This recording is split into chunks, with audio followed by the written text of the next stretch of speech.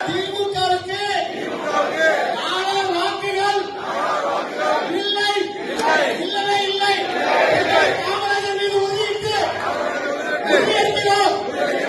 யாரா அந்த வேலையை பார்த்து விட்டது திமுகவுக்கு எதிரா அப்படின்னு கேக்குறீங்கன்னா யாரும் பார்க்கல, அவங்களுக்கே பார்த்துக்கிட்ட வேலைதான். திமுக வந்து இங்க நிறைய யூடியூபர்ஸ் நிறைய பத்திரிகையாளர்களுக்கு சோறு போட்டு வளர்க்குறாங்கல்ல, அதுல ஒரு நபரா இருக்கக்கூடிய முக்தார் பார்த்துட்ட வேலை தான் இது.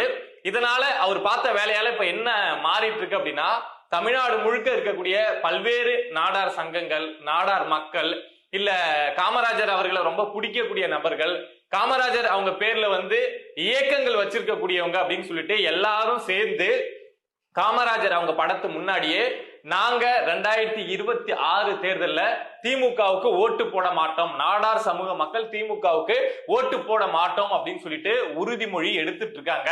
இந்த பிரச்சனையை ஆரம்பிச்சு வச்ச நபர் அப்படின்னா நம்ம முக்தார் தான். அந்த விஷயத்தை பத்தி நீங்களும் கேள்விப்பட்டிருப்பீங்க அப்படின்னு நினைக்கிறேன். நானும் சுருக்கமா சொல்லிடுறேன். என்ன அப்படின்னா ஒரு வாரம் ஒரு 10 நாள் இருக்கும் அப்படின்னு நினைக்கிறேன். முக்தார் வந்து ஒரு சேனல்ல இன்டர்வியூ எடுக்கிறாரு இல்ல குடுக்கிறாரு அப்படின்னு வச்சுக்கலாம், எது வேணாலும் வச்சுக்கலாம். ஏன்னா இன்டர்வியூ எடுத்தாலும் சரி கொடுத்தாலும் சரி முக்தார் தான் அதிகமா பேசுவாரு.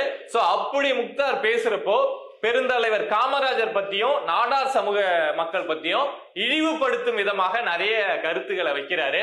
குறிப்பா காமராஜர் அவர்களுடைய ஆட்சியை பத்தி என்ன சொல்றாரு அப்படின்னா, காமராஜர் அவங்களுடைய ஆட்சியில தான் வந்து ஊழல் அதிகமாச்சு, தமிழ்நாட்டுல ஊழல் வந்து தொடங்குச்சு எங்க அப்படின்னா அது காமராஜர் ஆட்சியில தான் அப்படின்னு முக்தார் சொல்றாரு. இது போக சிவகாசி மாவட்டங்கள்ல வந்து அந்த காலகட்டத்துல கள்ள நோட்டு அப்படிங்கிறது ரொம்ப அதிகம்